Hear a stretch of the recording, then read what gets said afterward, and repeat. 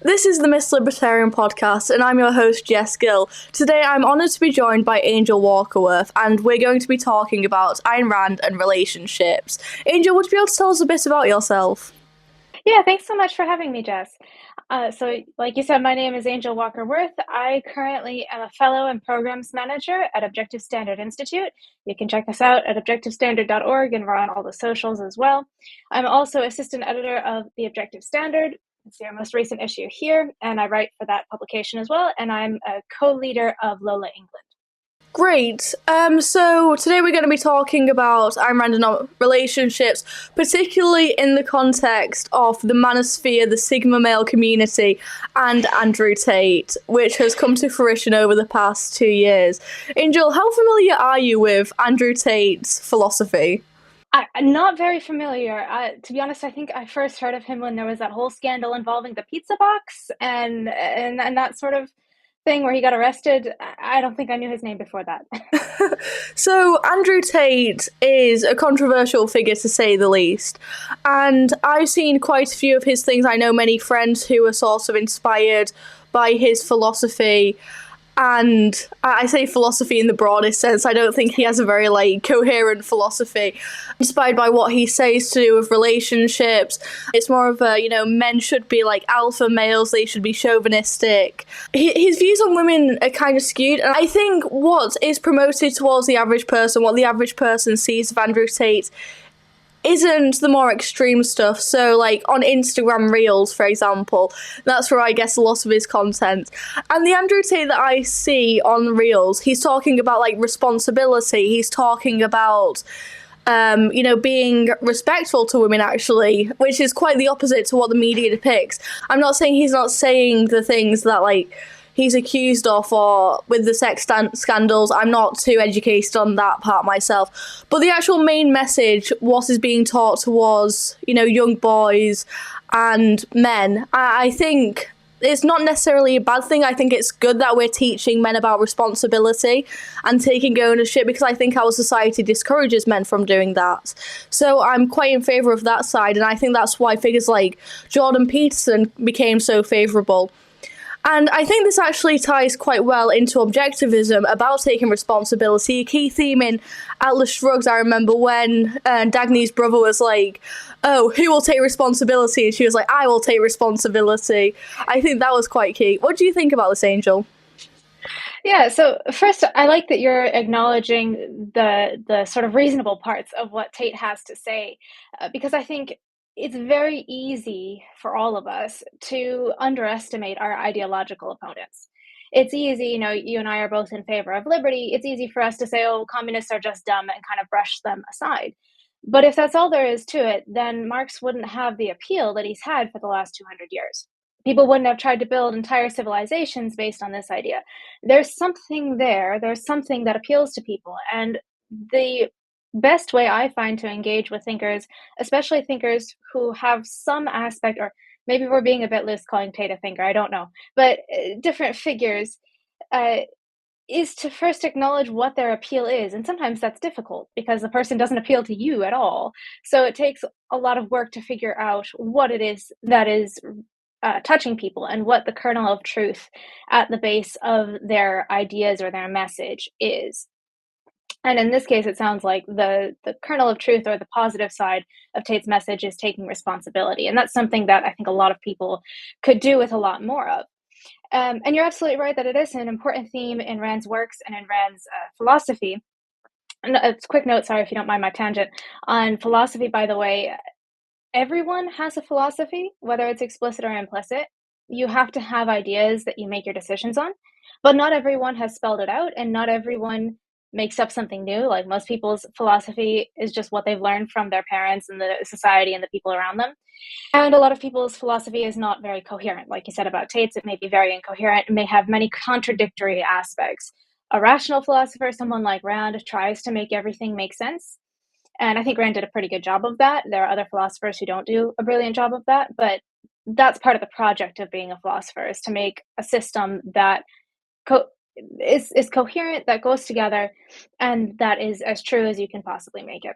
So on the subject of responsibility, though, in Rand's work, fundamentally, Rand thinks that every individual is responsible for and has a right to his or her own life. So on the political side, we're often thinking about the has a right to part. And by his or her own life, we don't just mean being alive, like obviously you have that, but the right to live your life the way that you choose, so long as you don't get in the way of other people doing the same thing. But then we have to consider the moral side, and this is where Rand goes further than I think some libertarian thinkers, because she was a holistic philosopher, not just like many of the other libertarian thinkers were either political philosophers or political thinkers and economists, but they didn't get into the rest of philosophy. And some of them were very purposely like, hands off, I don't want to touch the morality thing because it's too controversial. Or it's just not my area of expertise. But Rand was happy to dive into both ethics and to the deeper things that it stands on. And fundamentally, there's a lot of, because individuals are responsible for their own life, because individuals have a right to their own life, that also means that each individual is responsible for his or her own purpose and for productivity. That's another of the unique aspects of Rand's philosophy, is that productivity is central and is celebrated, is a virtue, because we as human beings couldn't live without being productive. Great. So the next question that I wanted to ask is, because Andrew Tate, I've heard that he's a symbol of individualism, that he's the epitome of a rugged individualist. And I think that quite contrasts to Rand's perception of what a rugged individualist, whether that be like Dagny Taggart, Hank Rearden, and other characters that she displays. I think specifically on relationships, in Atlas Shrugged, there's this one character called Francisco, and I thought it was quite interesting because he depicts. So there's this rumor going around that he's sleeping with all these types of women, and he says something along the lines of, show me who a man sleeps with, and I will show you what he thinks of himself. So what do you make of all that? Yeah, so I don't know whether Tate is an individualist or not. I would be hesitant to assume that such a person is, when so much of his message has to do with groups. But the other thing that I think a lot of people get wrong about Rand is this idea of individualism.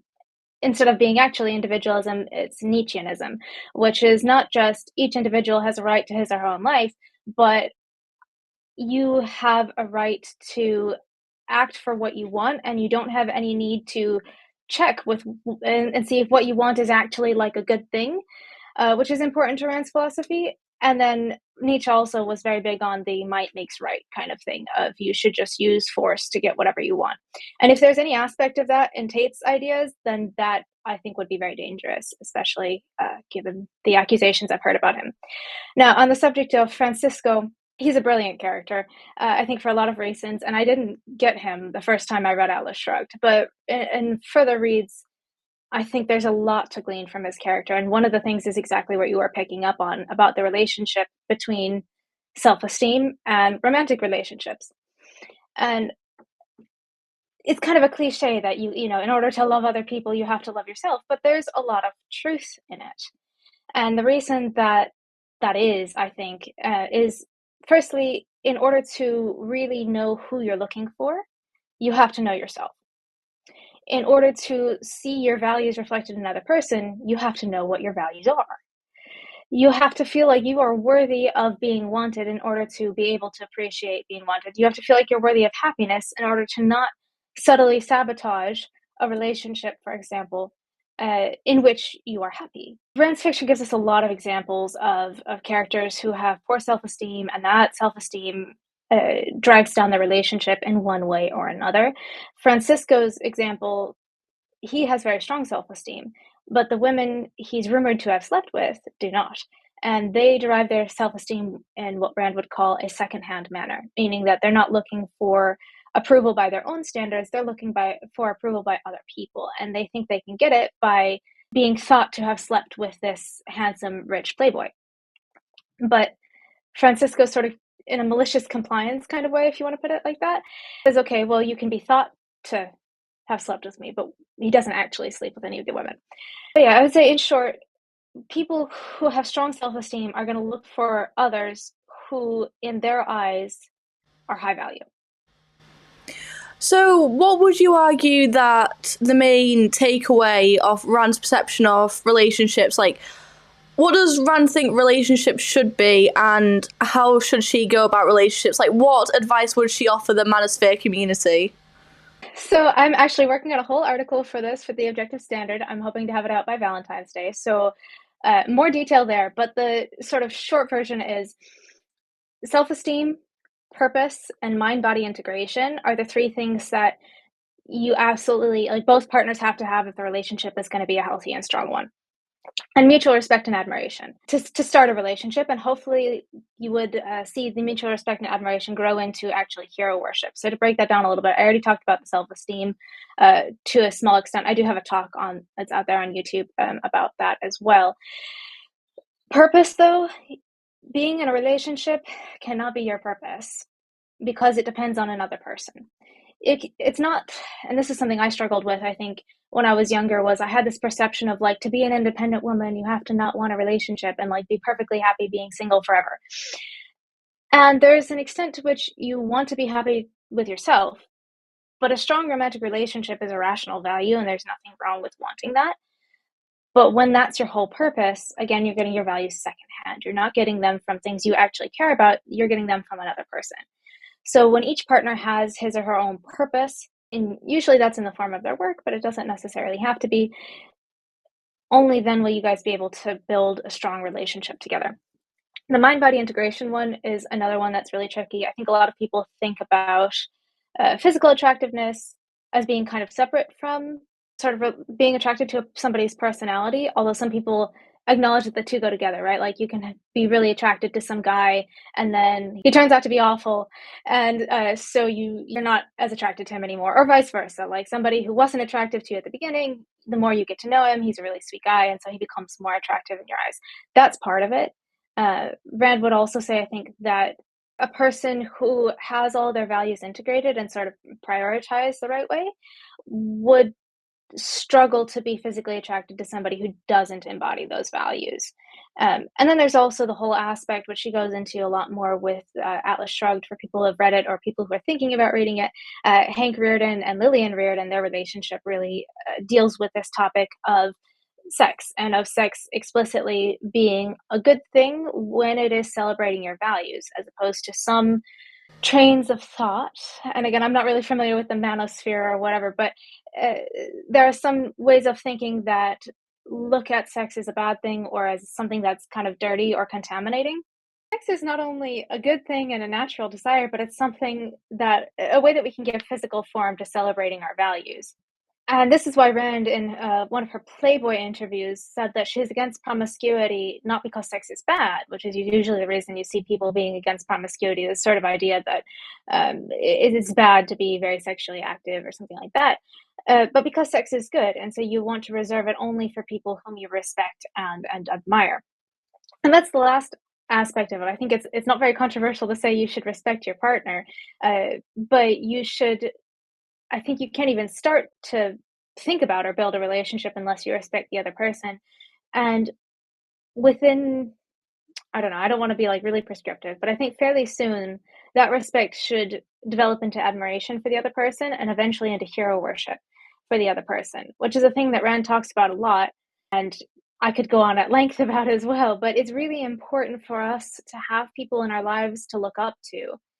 And especially the people you're close to, you want to be people you look up to, because you are only going to be able to be the best person that you could be when you have people to look up to. And ideally, those are people close to you, like your partner. Obviously, sometimes that's difficult. Sometimes we have to make do with faraway heroes or fictional heroes, but ideally, you want your partner to be one of those heroes.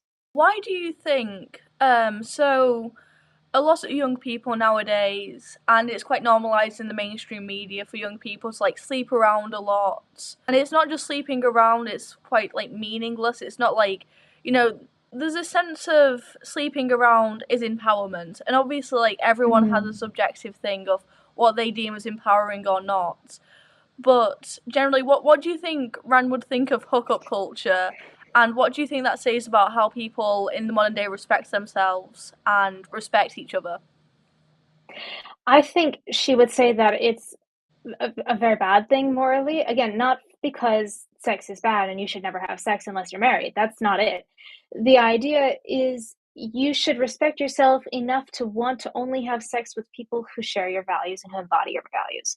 And that there's no prescription again on like how many people that should be or whatever, or whether you wait till marriage or not. That's a completely personal choice. I think the reason a lot of people see hookup culture as empowering, or the people who do see it as empowering see it that way, is because there's this history of sexual repression, especially in the church, but not even just there. Authorities telling you when you can and can't have sex. It used to be, for a very long time, it was the case that if a woman had sex before she was married, that was the end of her life, and she basically couldn't find a good husband, and she was thrown out, and she could be thrown out of job, and there were all kinds of repercussions for that. So the only way in which I can see it being empowering is a pushback against that attempt to control people's lives. And the same to a lesser degree, I think, with homosexuality. There have been laws, and there are still laws in some countries about you can't have homosexual sexual relationships, and again, the church got very involved. And every time you have this sort of restriction, whether it's political or cultural, or as in those cases, there was a lot of both. I think there was a period where for women it was more cultural than political, whereas a lot of the homosexuality laws have only been recently removed in most countries. But it's a rebellion against those really restrictive and unhealthy norms. And in that sense, I can understand where people are coming from, but that doesn't actually make it good for you on a personal level. Yeah, that's really interesting. One of the things that I found quite interesting with Atlas Shrugged is Dagny sleeps with 3 different men during the span of it, or at least we know of it, because I don't think in the thing it's actually, off her and Francisco. But that wouldn't be very conservative, and that would be kind of like looked down upon in the era, I would assume. Yeah. Especially like the way she's sleeping with a married man at one point. I always found that kind of interesting. Yeah, Rand's often sort of classified as a conservative thinker, and you can see why, but at the same time, this is one of the reasons some of the conservatives don't like her. I've actually heard conservative thinkers in the US push back against Atlas Shrugged as a novel because there's an affair in it. And I think the affair is not so much for Dagny's character as it is for the man who's having it. So she's not having an affair. She's the other woman for Hank Rearden, for those who haven't read the book. And it's really more about Hank's character development, that he has to sort of deal with the inner conflict that leads him to be married to one woman while really being a better fit for another. And Dagny understands that he's married and understands the consequences of that and is willing to accept it because it's outweighed by the values that Hank brings to her life.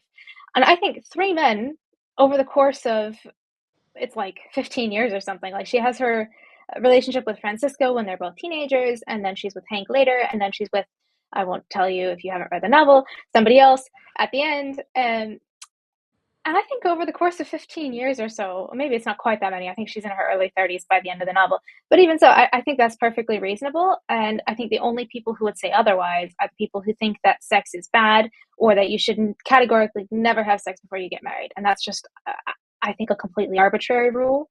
I can see having as a recommendation because it's good for you, not because anybody says so or because it just has to be this way, but because it's good for you and for your relationships to only have sex with people whom you really respect and admire. But just having these other blanket rules around sex just create this culture of guilt, these unnecessary limitations on yourself and your relationships.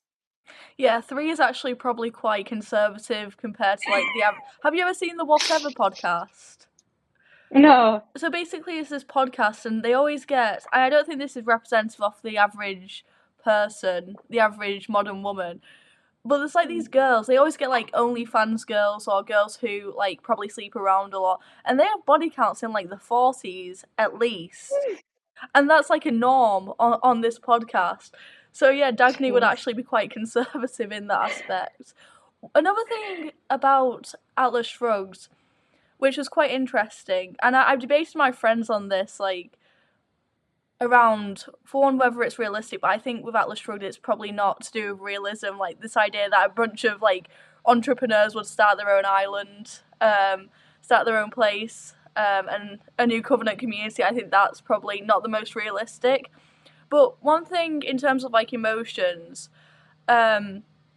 spoiler alert with the book, but with like Francisco and also Reardon, when Dagny eventually ends up with John Galt, they're kind of like, yeah, that's kind of fine, you know. And I don't know, it's kind of strange. What do you think the meaning behind that is, and do you think it's more of a metaphor of like her different stages in life, or do you think it's like how we should react in terms of love? Like if the person we are romantically interested in wants to go off with another person, should we be like, yeah, it's fine?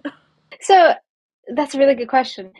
I think there's a little bit of stylization, and Rand is very big. If you read her writing about art, particularly in the Romantic Manifesto, she clarifies that she writes of things as they should and ought to be, not as they are.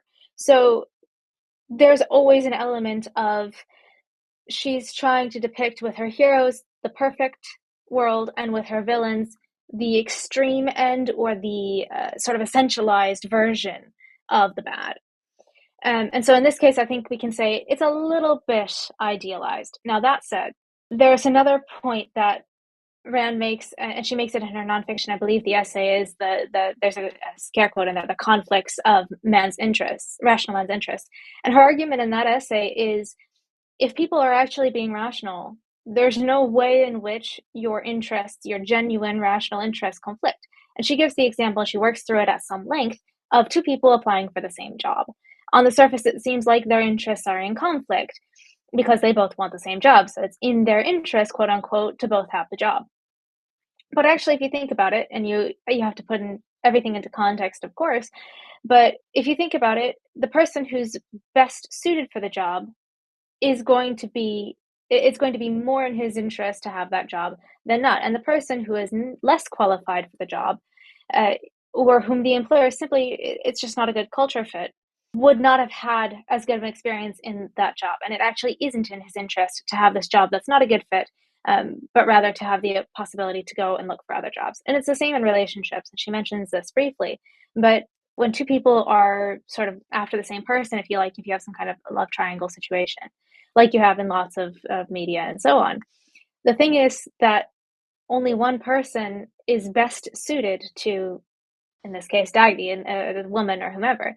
And Francisco, I think, finds it easier to accept that because he and Dagny have been apart for so long. It is kind of realistic to say he's given her this opportunity to come back and she hasn't taken it, and he kind of knew that that was a possibility, even though it's not what he wanted. And Reardon, I mean, again, it's a little bit complicated because this is the other woman. So again, he had to accept that she wasn't always going to accept that position. So. Yeah, that's really interesting, because it's like, from the manosphere perspective, like, I don't want to use this term, but Francisco and Reardon would be cooks. And that's the other thing, like, with the toxic masculinity, or whatever you want to call it, to the extent that it is toxic, I think one of the reasons is this idea that if you can't get girls, then that says something about your self-esteem. This is just another version of the second-handed self-esteem. The problem with relying on other people, whether it's romantic or sexual or not, for your sense of your own value, is that you're always at the mercy of other people. But if you have a first-handed sense of value, and this, I guess, would be the advice to give to the people who look at things this way, is if you judge yourself by your own standards, then that's where your deep-rooted, solid sense of value is going to come from. If instead you're dependent on any woman you happen to take an interest in, then your sense of value is going to fluctuate wildly, and it's not going to be on solid ground, because those women may or may not have rational standards of value that they're using to evaluate you with. But if you know that you're evaluating yourself with rational, reality-based standards, then you know that you're on solid ground. And so your self-esteem is going to be a lot stronger and a lot more reality-based. Yeah, I think the manosphere they base men's value based on how many people they've slept with, how many women they've slept with. When, again, like, I think that's just silly. Also because it's the double standard with women, like, they place women's value on how many men they haven't slept with, you know, how pure, how quote pure they are. Another thing as well, which is quite interesting with what you said, is there is this, you talk about, like, Rand being perceived by some as a conservative. And I think the conservative perception, there's a lot of talk about, like, submitting to your husband and, like, being dominated and that kind of thing. Yeah. In, like, you know, in a relationship, in a romantic sense, and as, like, a couple. Whereas I'd say, like, and this also comes to like feminist theory. Like, this is why feminists have such an opposition to, like, you know, like being in a relationship. They see it as like sort of like, I'd argue, like class warfare. You know, if you read like Simone de Beauvoir, she talks about the women being the other, and I think with that there is this kind of like conflict. You know, it isn't like, unless there's a romantic aspect of it, it's not nice to be like sort of oppressed by another. But Rand's view of like hero worship, admiring the other person, it also puts it in a different light, I think. Yeah, I think you have to be aware of the feminist critique, if you like. I think there's some validity to it in the sense of some people do look at it as women's role to obey or to submit or whatever. And to be honest, I think some people are more submissive, and I don't think that's gender specific. You can argue that's a good thing or a bad thing or whatever, but if you just look at people out in the world and just observe them, you notice that some people are more willing to lead and some people are more willing to follow. And sometimes you find a relationship that fits that, where one person is more dominant and one person isn't. What I've seen more commonly, though, in my own relationship and in that context, I guess I'm married, and with the relationships of those I'm close to, is that one partner tends to be dominant in some areas and another in other areas. So like my husband is a travel geek and he's really into transport. He makes the plans when we travel and I just happily toddle along and go where I'm told. This is not because I'm overall a submissive person. It's because I trust him to lead in this area because I know he knows what he's doing.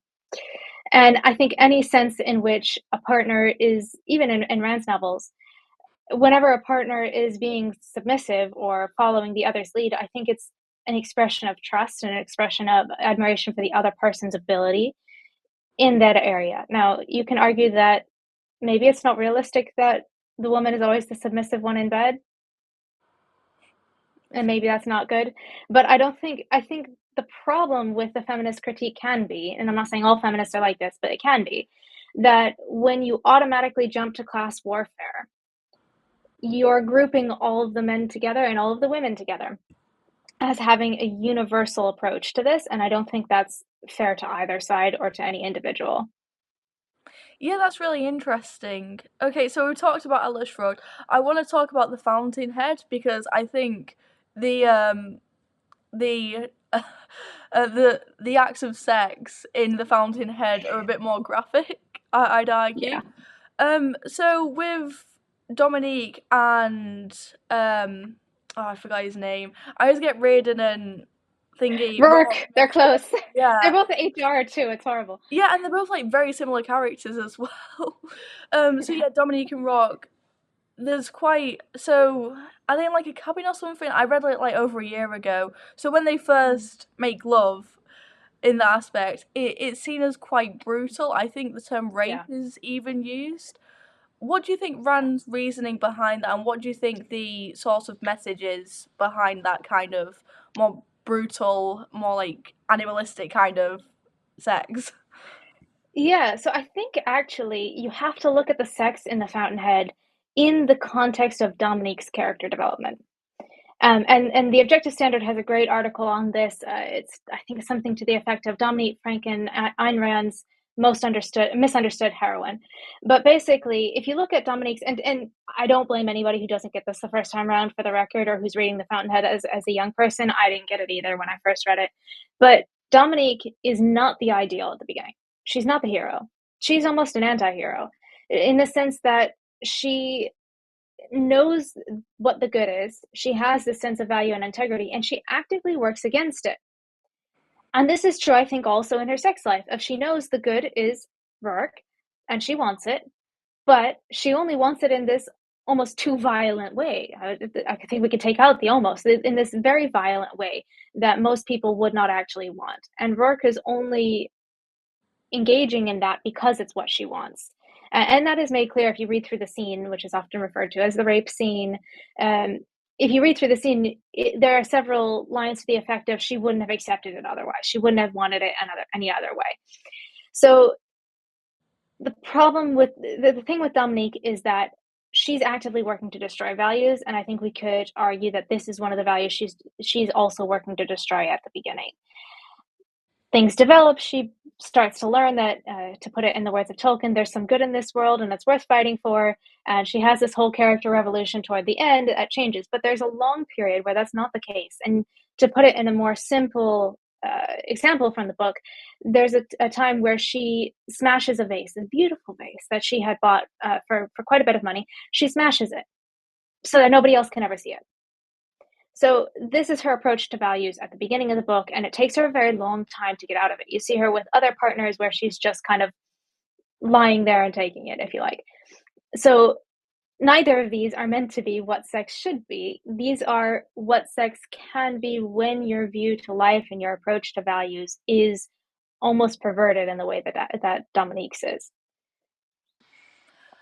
One other thing, the last book I want to talk about, because I've only read Rand's fiction books, admittedly, We the Living. I don't think We the Living gets enough hype. Like, it's such a good book. And especially when people are like, oh yeah, Rand's writing isn't, like, realistic, or it's, too crazy. When I think We the Living is so, like, nuanced and emotional. I was like, this is so amazing. So, and again, like, I can't remember the character's name on the top of my head. So there's the main character, the protagonist, and the two relationships she has is with the Soviet guy. I forgot his name. Andre. Yeah, Andre. And Leo is it the son of the revolutionary. And it's interesting because Andre's seen as, originally, because he's on the side of the Soviets, he's supposedly the bad guy. But then during the end of the novel, when he's, sort of like, he's depicted as sort of the good guy, he's depicted as, true to his character, he's seen as honest, he's seen as, like, I think he sacrifices a lot of things as well. Whereas Leo's character, who we would assume, if it was just, like, one-dimensional, he would be the good guy in it. But no, like, he betrays his values, even though he's on the, quote, good side. I think that's super interesting. Yeah, no, I'm glad you brought that up. We the Living is actually the example I use in the article I mentioned to show that two things, both that people can change, although it's difficult. But there's this sort of debate among people who are interested in Rand about how much does she think that people can change, and is it really a viable thing? And on the other hand, how do your relationships change? And this is, I think, less of a debate for objectivists, for people who follow Rand's philosophy, but it is a debate you see out in the world, just looking at common culture about, again, when you're thinking about marriage, for example, you pledge when you marry someone to love him or her forever for the rest of your life until one of you dies. But what about divorce? Is that ever an acceptable thing? Under what circumstances is an acceptable thing? And so on and so forth. And I think We the Living is probably the most fleshed out answer Rand gives to that kind of a question, although that wasn't the main point of the book, but it's definitely there. That people change, and your relationships should change too, as people change. And so Leo is a great example of a person who, at the beginning, he and Kira share a lot of values. They represent a lot of the same ideas as the other person, and they are sort of fighting for those ideas together against this horrible, oppressive backdrop of the Soviet Union. But over time, Leo starts to give up, and he starts to act against his values and betray them, like you said. Andre, on the other hand, is a GPU officer. He's a communist, but he is what you might go so far as to say an honest communist, if such a thing exists, especially in those early days of the Soviet Union, where you were just starting to see the misery that the communist regime was bringing to the country. And he's as principled as you can be, given that ideology. But through Kira, he starts to question that. So again, you can see him being honest and starting to rethink his whole ideals. It doesn't ever get quite as far as Kira and Andre being together, but the change in both of those characters, and then Kira's resulting change in how she treats the two of them, I think is a study in how people's values shift, especially when they're young. This is, I read the last time I went through We the Living, I read a bit from Rand talking about she was in her 20s when she wrote that novel, and she didn't feel comfortable writing about people who were significantly older than her because that was just too far outside of her experience. So I think especially when you're young, your values are changing, you're exploring the world, you're learning, you're growing, you're maybe getting away from your parents' influence and deciding whether you want to keep the values that they taught you or to accept new ones. And so there's a whole bunch of shifting that goes on at that time. I think is very natural, especially in a place as tumultuous as the young Soviet Union. And the changes that result from that is a complete rejection of the idea of unconditional love. Because unconditional love, on Rand's view, is essentially a mockery of the idea of love, of saying, oh, I've declared I'm going to love you, and therefore I'm going to love you forever. But actually, that emotion may or may not be there, and it may or may not be justified. Yeah, when you said that, I remember one time my sister was like, because I was like, Steph, are you proud of me for what I've done, like, work-wise?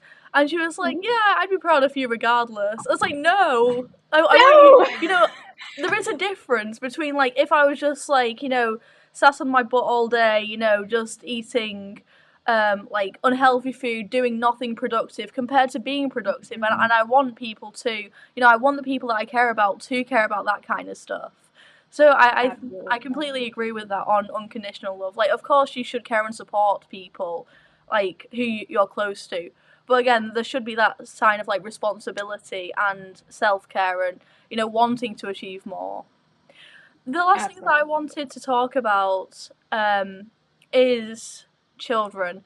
So, throughout all the novels, there's, like, a weird lack of children involved in these relationships. It reminds me of, like, Grand Theft Auto. I don't know if you ever got on Grand Theft Auto, but there's no children in it. Like, it's like that Child, I just level. started reading a dystopia where like nobody can have children, so there's nobody under the age of 25 in this novel at all. Anyway, sorry. And Rand didn't have children. I think in We the Living, Kira obviously has siblings, but there is no children other than that, really. And, the protagonists, like, the conservative ideal is to have loads of children, reproduce a lot, that kind of thing. Mm-hmm. And again, like, as you said, some people see Rand as, like, a conservative icon, but there is a lack of children in that. And again, like, the women in it, especially Dagny, like, she's a girl boss, she has, like, she's very good in her job, she's very, like, autistic about her job. It's fantastic, but she's not, like, the conservative trad wife ideal. Yeah. Yeah, so I think, again, Rand may have shied away from that because she was very interested in making sure she could kind of get inside the head of her characters. And she did a lot of research for her major novels about, like, what is it like to be an architect? What is it like to run a train company and that kind of thing?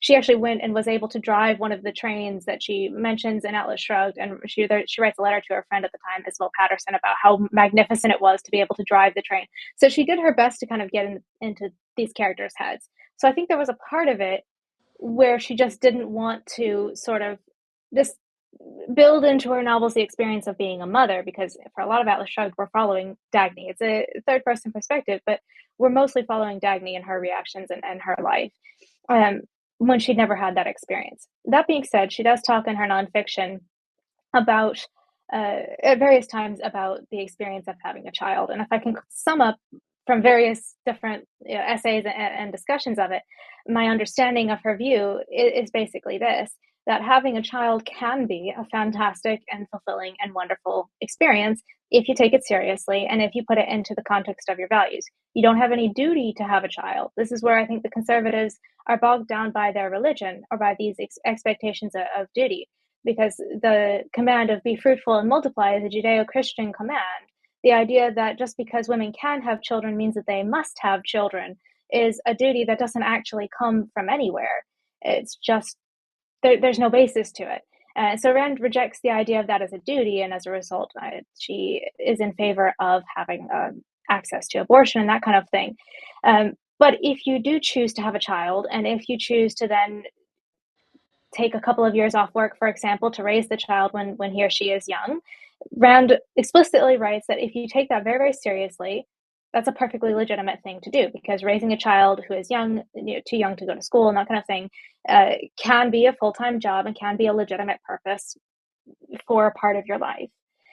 But I would add to that, Rand doesn't say this, but I would add to that, it doesn't matter which gender the parent who stays home for those first couple of years is, as long as you are taking the education of your child very, very seriously and really trying to grow an independent thinking individual. Great. This has been such an interesting conversation about Rand.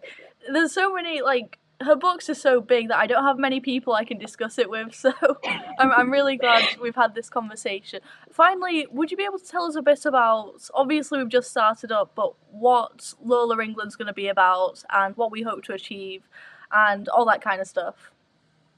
Yeah, Lola England, I think we want to fill kind of two niches in the liberty movement in the UK. We want to talk more about the philosophic side of liberty, what underpins it, especially because there are a lot of great organizations in the UK that already discuss the economic side and to a large extent the political side, but we want to get at the philosophic side. And we also just want to have a space that's really comfortable for women from all over the UK of any age to talk about whatever issues in current events or politics are interesting to them. So we kind of want to have a mixture of like reading groups and discussions and talks from women who might have something interesting to say on things like that. So. Great, thank you so much. All right, thank you, Jess.